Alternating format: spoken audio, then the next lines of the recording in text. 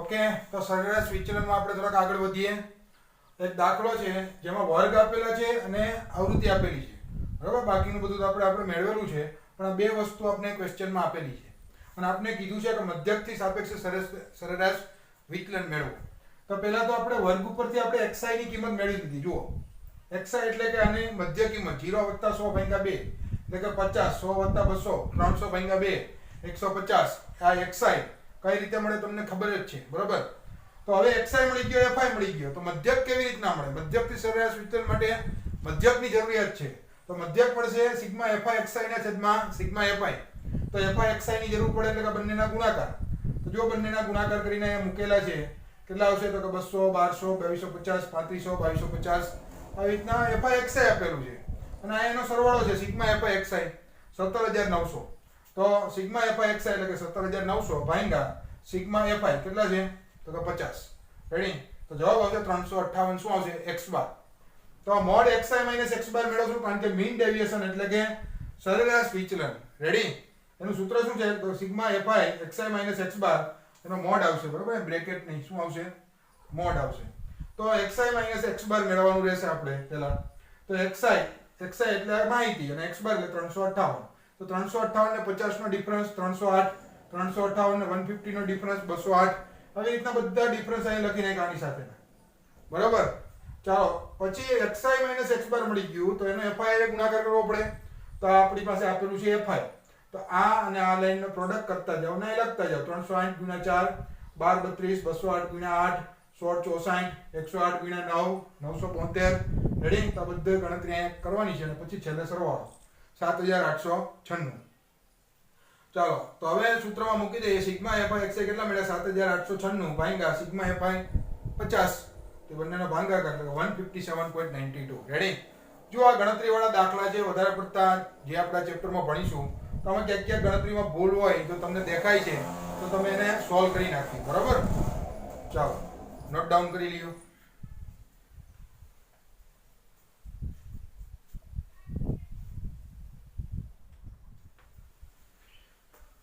Okay, next question છે મધ્યસ્થથી સરેરાશ વિચલન મેળવો. રેડી? ક્લાસ વાળો દાખલો છે.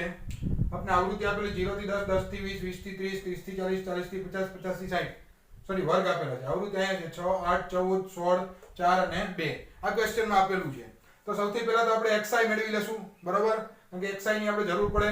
તો xi 5 15 25 35 35 45 અને 55 અને મધ્ય કિંમતો તો એ મળી ગયું. નેક્સ્ટ, હવે મધ્યસ્થ મેળવવું એટલે ક્યુમ્યુલેટિવ ફ્રીક્વન્સી ઉપર જવું પડે.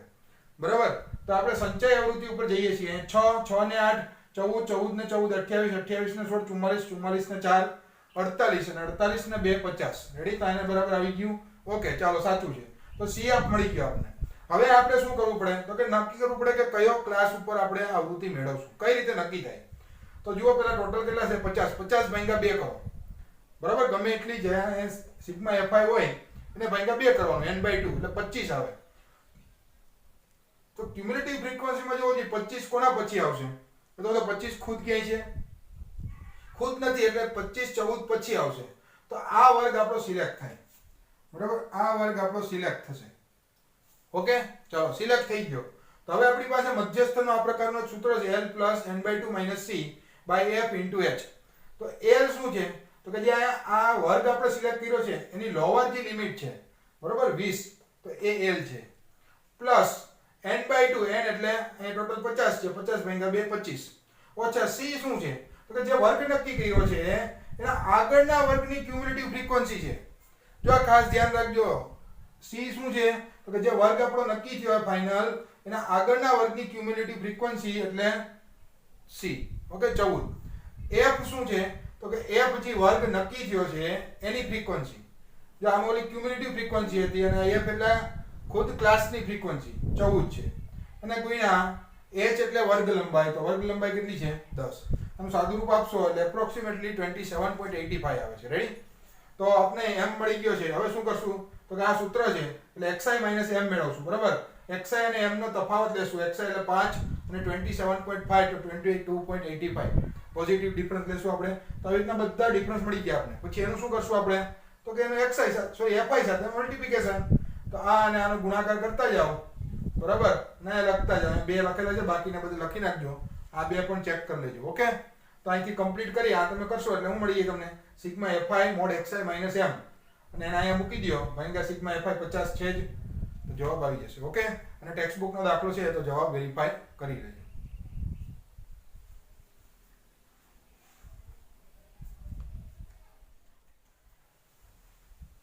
ઓકે, નેક્સ્ટ સિમિલર ક્વેશ્ચન છે મીન ડેવિએશન અબાઉટ મીડિયન, મતલબ મધ્યસ્થથી સરેરાશ વિચલન મેળવવાનું છે. તો જુઓ પણ ખાલી થોડો ફેરફાર શું છે તો કે વર્ગ છે ને, જો આગળના વર્ગનો જોજો અને આ વર્ગ જોજો. તો અહીંયા 16 થી 20 છે, પછી જો અહીંયા 20 થી જ ચાલુ થતું, મતલબ 21 થી ચાલુ થાય છે, તો 21 થી 25 બરાબર, 26 થી 30. આ પ્રકારનું તમે ઓલરેડી 9 10 માં ભણી ગયા છો, તમને ખ્યાલ જ છે કે આવા પ્રકારનું આવે ત્યારે શું કરવાનું. તો પહેલા તો આપણે અત્યારે આપણે પ્રોસિજર ઉપર જઈએ, પછી આગળ આપણે વાત કરીએ. fi અને ક્લાસ આપને આપેલા છે. ઓકે, પછી fi ઉપરથી આપણે ક્યુમ્યુલેટિવ ફ્રીક્વન્સી એટલે કે સંચય આવૃત્તિ આપણે મેળવી લઈએ. 5 ના 5, 5 ને 6, 11, 11, 12, 23, 23, 14, 37, 37, 26, 63, 12, 75, 75, 16, 91, 91, 900, આ ટોટલ પણ 100 અને આ 100 આવી ગયા એટલે બંને વેરીફાઈ થઈ ગયું. ઓકે, ચાલો ક્યુમ્યુલેટિવ ફ્રીક્વન્સી મળી ગઈ 100. 100/2 કરો કેટલા આવશે? 50. તો 50 કયામાં જોવો છે? 50 આમાં ક્યાંય છે? પેલા તો આમાં નથી, બરાબર. તો કયા અંક પછી આવે 50? તો કે 37 પછી 50 આવે.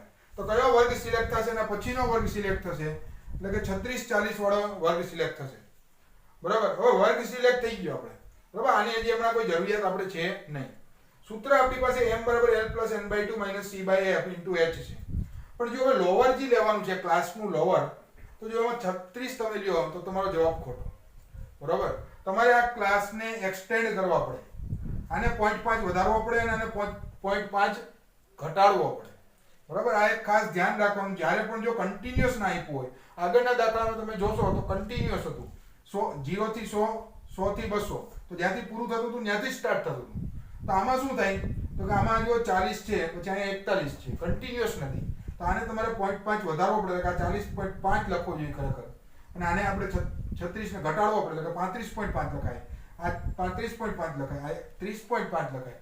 આવી રીતના બધાને 0.5 એક્સટેન્ડ કરવા પડે. ખરેખર તો આની હવે લોવર વેલ્યુ કેટલી થશે? 36 નહીં થાય, શું થશે?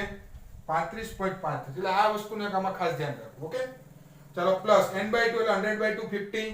પછી c હું હોય તો કે જે પણ આપણે ક્લાસ પસંદ કર્યો અને આગળના વર્ગની સંચય આવૃત્તિ એટલે કે 37. તો 37 ડિવાઈડ બાય આપેલા વર્ગની આવૃત્તિ કેટલી છે? 26 ઇન્ટુ h એટલે આનો વર્ગ લંબાઈ. તો 0.5 એક્સટેન્ડ કરશો, પછી મોટામાંથી નાનું બાદ કરશો તો વર્ગ લંબાઈ મળશે તમને 5. ઓકે, સાદુરૂપ આપો એટલે 2.5 થશે આનું, અને બેનો સરવાળો કરો એટલે 38. મધ્યસ્થ શું મળશે આપણે? 38. મધ્યસ્થ મળી જાય એટલે mod xi minus m. તો એના માટે xi ની જરૂર પડે. તો xi એટલે શું હોય તો કે આ વર્ગની મધ્ય કિંમત. તો 16 + 20 ભાગ્યા 2 એટલે કે 36 ભાગ્યા 2 તો કે 18. પછી 5 5 વર્ગ લંબાઈ હોય એટલે 5 5 વધારો થાય, અથવા તમે મધ્ય કિંમત લ્યો તો પણ કોઈ પ્રોબ્લેમ નથી. તો બધા xi મળી જાય, અને xi minus m મેળવવાનું છે, એટલે કે 38 માંથી સબટ્રેક્ટ કરો તો 18 - 38 20. રેડી? Positive difference. 23 - 38 15. એવી રીતના બધા xi minus m મળી જશે.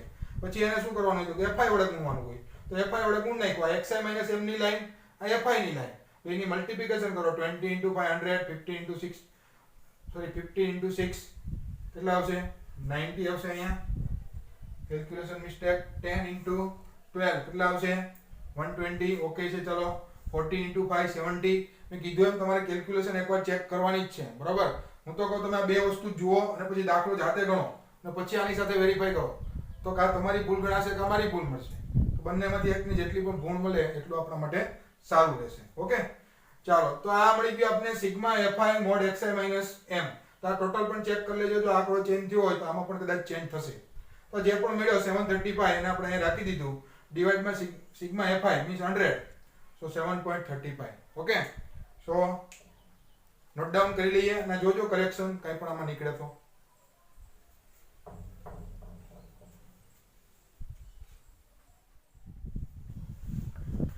ઓકે, સેકન્ડ આપણે અગત્યના સૂત્ર આવે છે વિચરણ અને પ્રમાણિત વિચરણ. જો ખાસ શબ્દ યાદ રાખજો, વિચરણ, બરાબર, વિચલન નહીં. વિચરણ અને પ્રમાણિત વિચલન, વેરિયાન્સ અને સ્ટાન્ડર્ડ ડેવિએશન. ઓકે, એમાં આ સૂત્ર યાદ રાખવાના છે. પછી આમાં તો ખાલી વર્ગમૂળ કરી નાખશું એટલે આપણે જવાબ આવી જશે. તો વેરિયન્સને આપણે સિગ્મા સ્ક્વેર અથવા તો કેપિટલ V પણ દર્શાવીએ છીએ, પણ જનરલી આપણે શું કહીએ સિગ્મા સ્ક્વેર. તો એનો જનરલ સૂત્ર છે સિગ્મા xi - x બાર નો વર્ગ. બરાબર, સિગ્મા xi - x બાર નો વર્ગ. બીજું સૂત્ર છે સિગ્મા xi સ્ક્વેર ના છેદમાં n માઈનસ સિગ્મા xi ના છેદમાં n નો આખાનો વર્ગ. રેડી, અહીંયા xi સ્ક્વેર અને પછી આખાનો વર્ગ. વધારે પડતા આપણે આ સૂત્રનો ઉપયોગ કરશું. અને જુઓ બીજી એક વસ્તુ કે સિગ્મા xi ના છેદમાં n નું સૂત્ર શું થાય? આ બધા સૂત્ર અવર્ગીકૃત માહિતી માટે છે. તો સિગ્મા xi ના છેદમાં n એટલે x બાર, તો એની જગ્યાએ x બાર પણ આપણે લખી શકીએ. એટલે આ બંને તો એક જ છે અને આ થોડુંક અલગ છે, પણ વધારે પડતા આપણે આ સૂત્રનો ઉપયોગ કરીશું. ઓકે, જો વર્ગીકૃત માહિતી આપી હોય તો આપણે ખબર છે એમાં fi ઇન્ક્લુડ થાય. બરાબર, તો બસ જે આપણે સૂત્ર છે એમાં xi હોય અહીંયા આપણે fi ને મલ્ટીપ્લાય કરી દેશું. તો fi xi - x બાર નો વર્ગ છેદમાં n. અહીં આપણે n લખતા ભૂલી ગયા છીએ, છેદમાં n આવશે. બરાબર, એક ખાસ ધ્યાન રાખજો, અહીંયા n આવશે. તો fi xi - x બાર નો સ્ક્વેર છેદમાં કેપિટલ n. કેપિટલ n એટલે હું સિગ્મા fi. ઓકે, એ એક ખાસ ધ્યાન રાખજો. અગેન બીજું સૂત્ર તો કે સિગ્મા fi xi સ્ક્વેર, આ જ સૂત્ર પણ fi ગુણાઈ જશે. સિગ્મા fi xi સ્ક્વેર ના છેદમાં n minus sigma fi xi ના છેદમાં n નો સ્ક્વેર. n એટલે સિગ્મા fi. ઓકે, બીજી વસ્તુ કે સિગ્મા fi xi ના છેદમાં n એટલે શું થાય? તો કે x બાર. રેડી, તો આ સૂત્ર ખાસ આપણે યાદ રાખવાના છે. બરાબર, 5 વાર 10 વાર જેટલી વાર પણ લખવા પડે તો સૂત્ર આપણે બધા કડોકડ કરશું. પછી સ્ટાન્ડર્ડ ડેવિએશન ના સૂત્રમાં કંઈ છે જ નહીં, કારણ કે આ સૂત્ર આવડતું હોય તો જ આવડશે. સ્ટાન્ડર્ડ ડેવિએશન એટલે વર્ગમૂળમાં વેરિયાન્સ. એટલે જો તમને વેરિયાન્સ મેળવતા આવડતું હોય એનું વર્ગમૂળ કાઢો તો સ્ટાન્ડર્ડ ડેવિએશન એટલે કે પ્રમાણિત વિચલન મળે. રેડી, ઓલો આગળનું આપણે સરેરાશ વિચલન ભણ્યા અને આ કયું વિચલન છે? પ્રમાણિત વિચલન. ચાલો, તો વેરિયાન્સ એટલે આપણે કેના સિગ્મા સ્ક્વેર વડે દર્શાવીએ. સિગ્મા સ્ક્વેર નું વર્ગમૂળ એટલે સિગ્મા. તો સિગ્મા એટલે શું થઈ ગયું? પ્રમાણિત વિચલન. પછી બે ત્રણ અગત્યના ખાસ નોંધ છે, બહુ અગત્યની છે કે જુઓ variance of xi plus a. બરાબર, કોઈ માહિતી છે, દરેક માહિતી x1 x2 x3 x4 એમાં કોઈ ઉમેરવામાં આવે તો જે ઓરિજિનલ માહિતી હોય, માનો કે હું એમ કહું કે 2 3 5 7 આનો વેરિયાન્સ 10 છે. હવે 2 3 5 7 માં હું એક એક ઉમેરું છું. બરાબર, 2 3 5 7 માં એક એક ઉમેરું છું એટલે કે 3 4 6 અને 8 થાય છે, તો એનો વેરિયાન્સ પણ 10 જ થશે. એટલે કે માહિતીમાં જો આપણે સરવાળો અથવા બાદબાકી કરીએ તો એનો વિચરણમાં કોઈ ફેરફાર થતો નથી. પણ જો ગુણાકાર કરીએ, xi ને આપણે a વડે ગુણીએ, દરેક માહિતીને એક સરખા અચળ a વડે ગુણીએ તો વેરિયાન્સ કેટલા ગણો થઈ જાય? a વર્ગ ગણો થઈ જાય. બરાબર, માનો કે 2 3 5 7 હોય અને 2 વડે ગુણું 4 6 10 અને 14, તો એનો વેરિયન્સ માનો કે 10 હતો તો એને કેટલા વડે ગુણવો પડે? તો કે 2 ના વર્ગ 4 વડે ગુણવો પડે. ઓકે, એટલે a વર્ગ વડે ગુણાય. જનરલમાં આપણે કહીએ જો axi + b મતલબ કોઈ ગુણાય અને સરવાળો કર્યો હોય તો સરવાળાની કોઈ અસર થવાની નથી, પણ ગુણાકારનું શું થઈ જાય? તો કે a વર્ગ ગણો વિચરણ થઈ જશે. બરાબર, તો અગત્યના છે, આના ઉપર JEE ના ક્વેશ્ચન આવી શકે, પણ અગત્યનું પહેલા આપણે સૂત્ર આવડવા જોઈએ તો વેરિયન્સ મેળવતા આવડશે, તો આમ આગળ વધી શકશું. ઓકે, તો નોટ ડાઉન કરી લઈએ અને મેં કીધું એમ 5 થી 10 વાર જરૂર પડે એટલી વાર લખશું આપણે. ઓકે, ઝાલકર નહીં આવડે.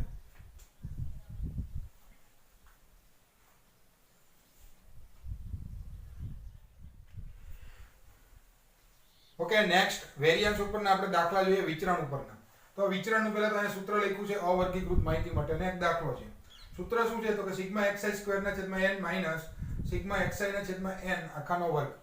તો મધ્યક અને વિચરણ મેળવવાનું છે. તો મધ્યક મેળવવા માટે પહેલા આપણે સિગ્મા xi બાય x બાર બરાબર સિગ્મા xi ના છેદમાં n આવું સૂત્ર છે.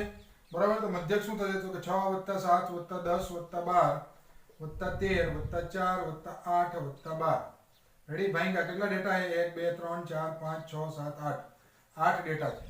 બરાબર, તો આપણો x બાર જે છે એ સરવાળો ટોટલ થશે 72. ઓકે, 1 2 3 4 5 6 7 8. તો જવાબ કેટલો આવશે? 72/8 = 9 આન્સર આવશે. ઓકે, ચાલો, તો x બાર મળી ગયો. હવે આપણે મેળવવાનું છે વેરિયન્સ. તો વેરિયન્સ માટે જુઓ જે સિગ્મા xi સ્ક્વેર ની જરૂર પડે. તો સિગ્મા xi સ્ક્વેર એટલે શું? તો કે સિગ્મા xi સ્ક્વેર એટલે xi નો વર્ગ કરો અને પછી સરવાળો કરો. તો xi એટલે કે બધી માહિતી, એટલે કે 6 નો વર્ગ + 7 નો વર્ગ + 10 નો વર્ગ + 12 નો વર્ગ વત્તા 13 નો વર્ગ વત્તા 4 નો વર્ગ વત્તા 8 નો વર્ગ વત્તા 12 નો વર્ગ. તો આ બધા એના વર્ગ કરી અને સરવાળો કરશો તો જવાબ આવશે ટોટલ 722. રેડી? 6 નો વર્ગ 36, 7 નો વર્ગ 49. આ બધા વર્ગ આપને આવડે અને એનો સરવાળો કરો એટલે જવાબ કેટલો આવશે? તો કે 722. તો જો આપણી પાસે x બાર હોય તો અહીં ડાયરેક્ટ હવે x બાર મૂકીને પણ ફોર્મ્યુલા લખી શકીએ આપણે. એટલે કે v બરાબર સિગ્મા xi સ્ક્વેર ના છેદમાં n માઈનસ સિગ્મા xi ના છેદમાં n ની જગ્યાએ મેં x બાર મૂકી દીધો એનો વર્ગ. તો સિગ્મા xi સ્ક્વેર આપણે 722 મળ્યા ડિવાઇડ બાય 8 છે. n કેટલા છે? તો કે ટોટલ ડેટા 8 છે. અને x બાર કેટલો મળ્યો? તો કે 9 એનો વર્ગ. 722 ડિવાઇડ બાય 8. રેડી? તો જવાબ આવશે પોઈન્ટમાં 90.25 માઈનસ 9 નો સ્ક્વેર 81. ઓકે, તો આન્સર કેટલો આવશે? 9.25. તો બહુ સિમ્પલ ક્વેશ્ચન છે, આવી રીતના સોલ્વ કરવાનું.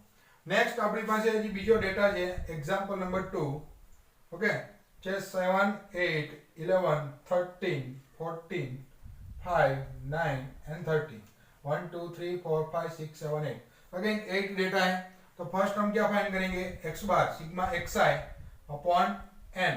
तो सिग्मा xi मीन्स इन सब का एडिशन, और एडिशन है 80. कितना होगा इन सब का एडिशन? 80. टोटल डेटा कितना है? 8.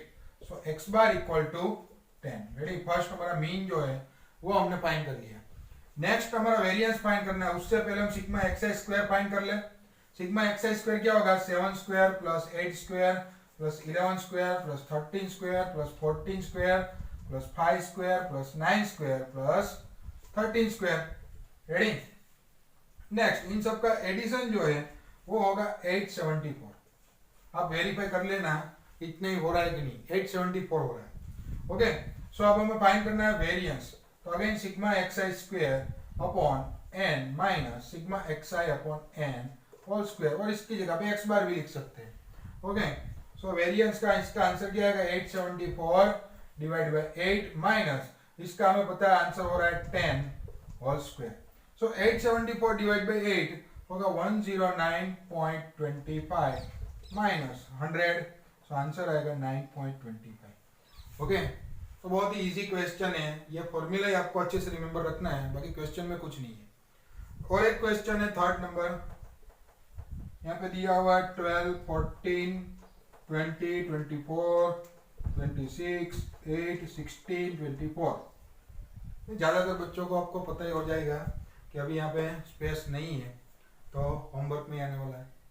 तो आ दाखलो आपણા માટે હોમવર્કમાં છે. ઓકે, તો આ હોમવર્કમાં ના બે દાખલા આપણે નોટ ડાઉન કરી લઈએ.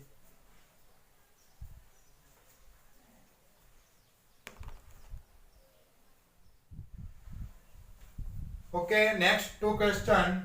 આમ તો આપણે ક્વેશ્ચન નહીં કહી શકીએ, એક પ્રકારના ફોર્મ્યુલા જ છે, યાદ જ રાખવાના છે, કારણ કે આના ઉપરથી ડાયરેક્ટ બીજા પણ ક્વેશ્ચન આવે.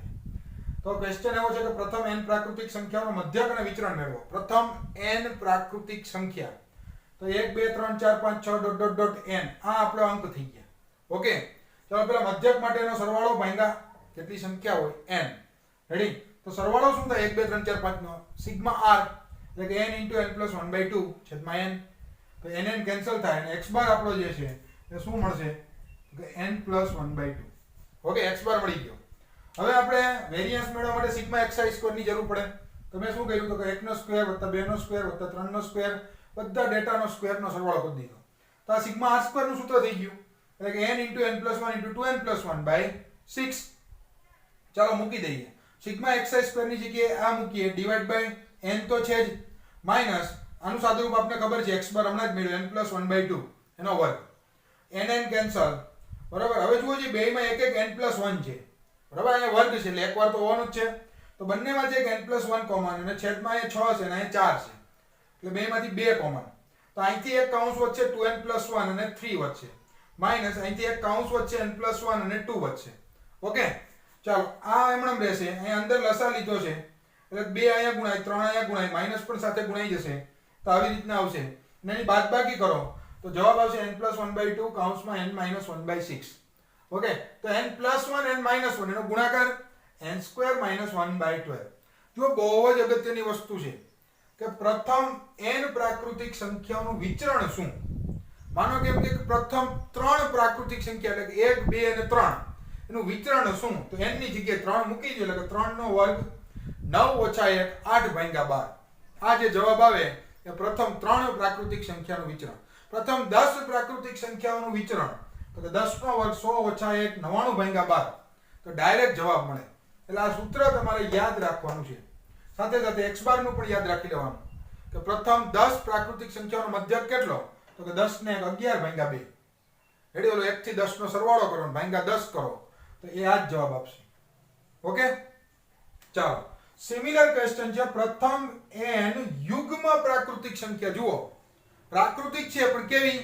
યુગ્મ પ્રાકૃતિક સંખ્યાઓનો મધ્યક અને વિચરણ મેળવો. તો ડેટા શું થઈ ગયા છે? 2 4 6 8 અપ ટુ 2n. બરોબર, n સંખ્યા છે એટલે 2 4 6 8 અપ ટુ 2n. તો એનો સરવાળો ભાગ્યા n. તો બધામાંથી 2 2 કોમન કાઢો તો અંદર પછી 1 to n વધે, જેનો સરવાળો n * n + 1/2 થાય. 2 2 કેન્સલ થશે, n કેન્સલ થશે. તો ડાયરેક્ટ સરવાળો કેટલો મળે? મતલબ મધ્યક કેટલો મળે? n + 1. જો અહીં કેટલો હતો? n + 1/2. અહીં કેટલો છે? n + 1. ઓકે, ચાલો મધ્યક મળી ગયો. વેરિયન્સ મેળવવો છે આપણે. તો વેરિયન્સ માટે એક વસ્તુ યાદ કરો. હમણાં જ આપણે એક નોંધ જોઈ કે જો દરેક ડેટાને આપણે કંઈ ગુણીએ છીએ તો વેરિયન્સ એના વર્ગ ગણા જેટલો થઈ જાય. સરવાળો કરીએ, બાદબાકી કરીએ, કોઈ ફરક નહીં. પણ જુઓ જે આ ડેટા હું તો 1 2 3 4 5 6 આ ડેટા શું છે? આનું બમણું, આનું બમણું, આનું બમણું, બમણું. મતલબ આ ડેટાને 2 વડે ગુણીએ તો આ ડેટા થઈ જાય. તો આના વેરિયન્સને 2 વડે ગુણ્યું છે ને આપણે આને, તો 2 ના વર્ગ વડે ગુણીએ તો આનો વેરિયન્સ મળી જાય. તો જો 2 નો વર્ગ ગુણ્યા variance of 1 2 3 up to n, અને એનો વેરિયન્સ શું છે? તો કે n વર્ગ - 1/12. એટલે કે 4 ના કેન્સલ થાય તો 3 વધે, તો એનો વેરિયન્સ થાય. અથવા તો તમે સિગ્મા સ્ક્વેર કરીને યુઝ કરો તો પણ કોઈ પ્રોબ્લેમ નથી. થોડુંક ટફ થઈ જાય પણ જવાબ આવી જાય.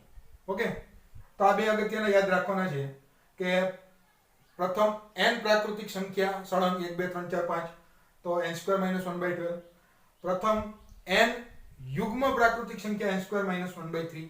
સિમિલરલી પ્રથમ n અયુગ્મ પ્રાકૃતિક હોય જુઓ તો પણ આ જ સૂત્ર લાગુ પડશે. શું કામ? હું તમને સમજાવું કે આ ડેટાને બધામાંથી એક એક સબટ્રેક્ટ કરી દો તો શું મળે? 1 3 5 7 એ રીતના અયુગ્મ પ્રાકૃતિક સંખ્યા મળે. યસ, તો કોઈ ડેટાને આપણે સબટ્રેક્ટ અથવા એડિશન કરીએ તો વેરિયન્સમાં કોઈ ફેર પડતો નથી. તો 1 3 5 7 9 છે, એનો વેરિયન્સ પણ n² - 1/3 થશે, પણ મધ્યક n થશે. ઓકે, કેનો? n અયુગ્મ પ્રાકૃતિક સંખ્યા પ્રથમ. ઓકે, તો ખાસ અગત્યના જોવામાં ઘણા બધા સૂત્ર દેખાય છે.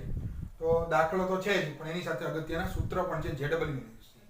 તો નોટ ડાઉન કરીએ અને જેટલા પણ આજે આપણે સૂત્ર જોઈએ છે એ આપણું હોમવર્ક છે. બરાબર, બીજું કંઈ હોમવર્કમાં આજે એક્સ્ટ્રા છે નહીં. કોઈ દાખલા બાકી રાખ્યા હોય તો એ કમ્પ્લીટ કરવાના છે. ઓકે.